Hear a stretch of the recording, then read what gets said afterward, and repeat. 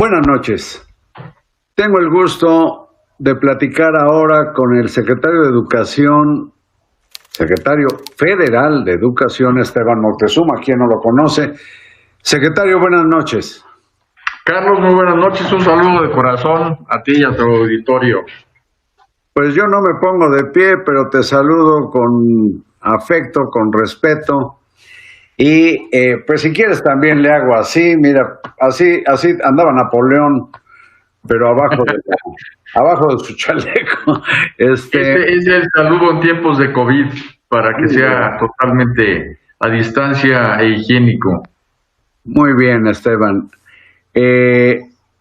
Pues viene ya el regreso a clases a partir de un año lectivo, secretario, que según yo, pues debieron haberlo dado por perdido, porque aunque habían avanzado creo que 2/3 partes, ya la última fue muy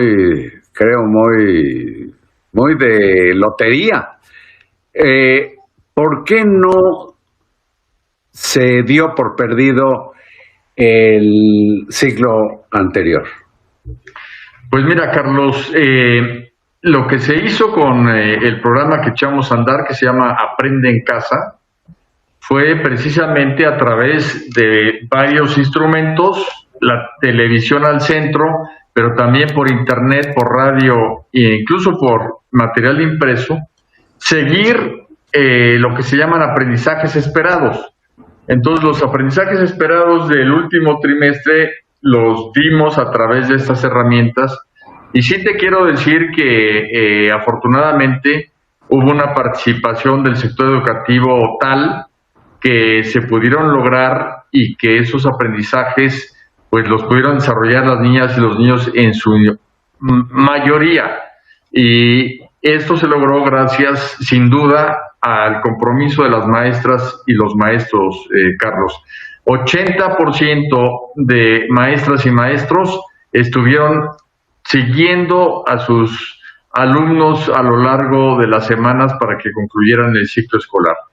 Entonces, yo creo incluso que vamos a tener resultados que nos van a sorprender de la educación a distancia. O sea, no, desde luego no compartes lo que yo digo de que prácticamente se perdió el año. Pues mira, Carlos, hay cosas que no se dicen porque a mucha gente le gusta ver más el vaso medio lleno que el vaso medio vacío. Pero mira, te pongo un ejemplo. 1 millón de maestras y maestros se capacitaron en un taller que se dio sobre herramientas digitales.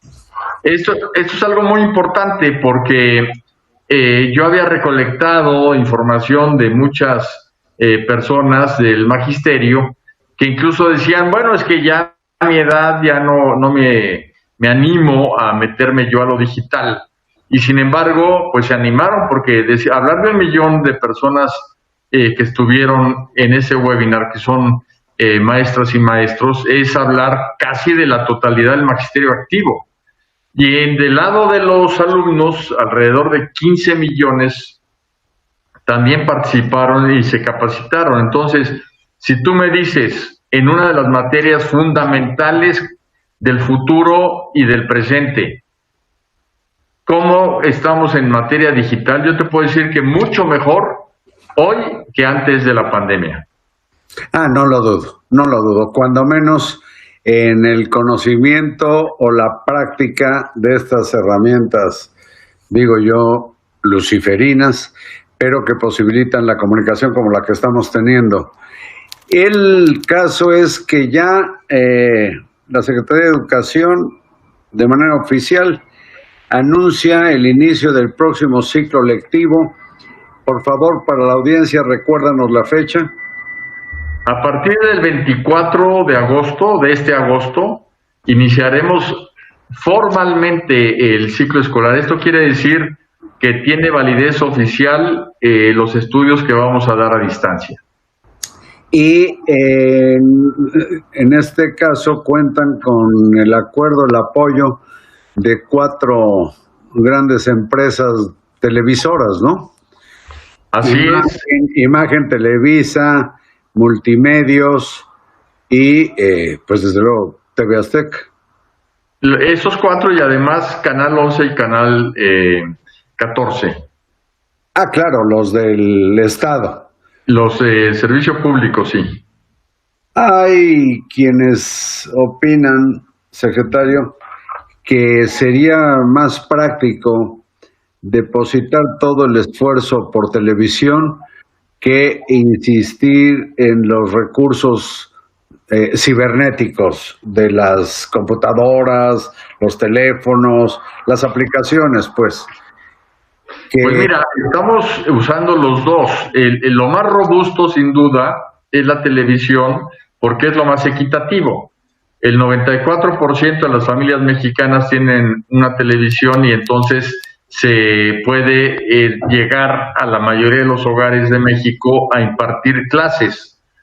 La fuerza que tiene lo digital es que es mucho más interactivo. O sea, en televisión tú das el mensaje de ida, pero no tienes una interacción de regreso, o en lo digital sí.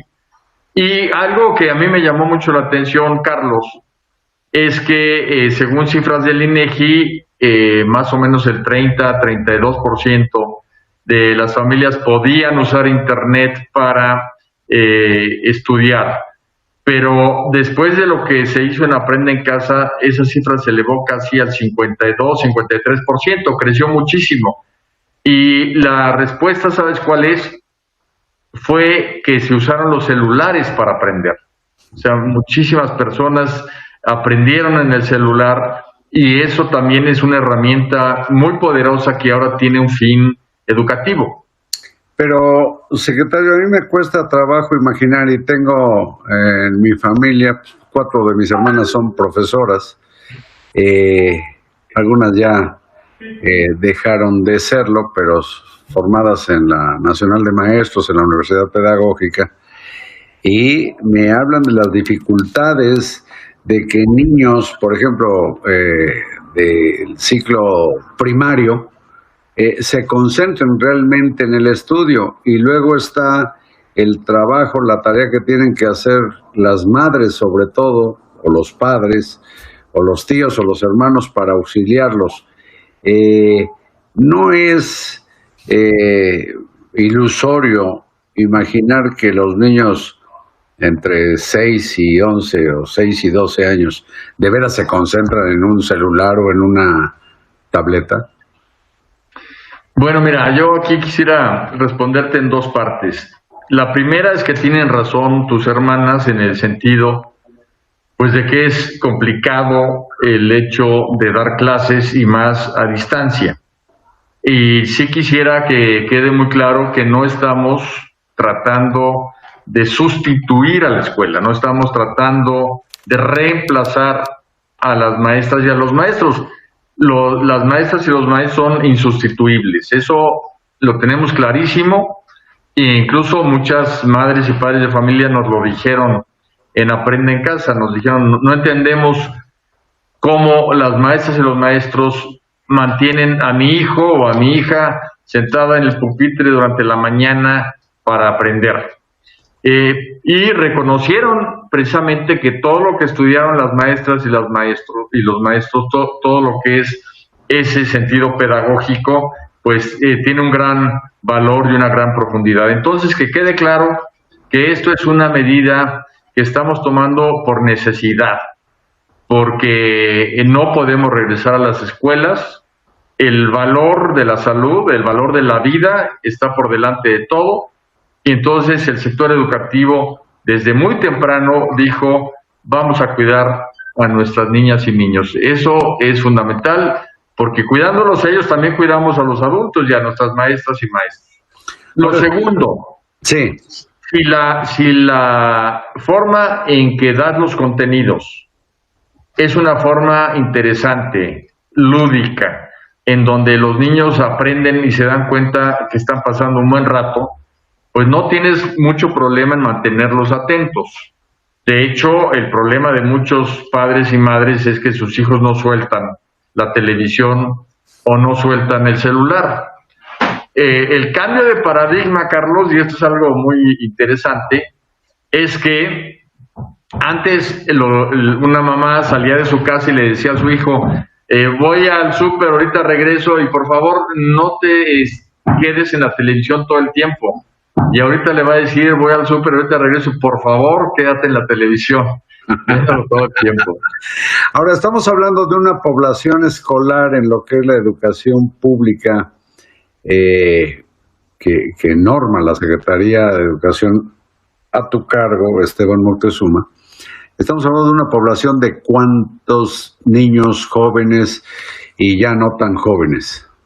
Mira, todo el sector educativo, desde educación inicial hasta educación superior, estás hablando de 38 millones de personas, incluyendo maestros y todos los trabajadores administrativos al servicio de la educación. Por eso es tan importante esa decisión, porque en el momento en que dices se abren las escuelas, estás incorporando a la actividad a 38 millones de personas que de un día para otro salen de sus casas a sus actividades. Y esto... La tercera parte de la población nacional.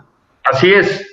Entonces, sin duda, tiene un efecto definitivo en el manejo de la pandemia. La movilidad, el riesgo de contagio.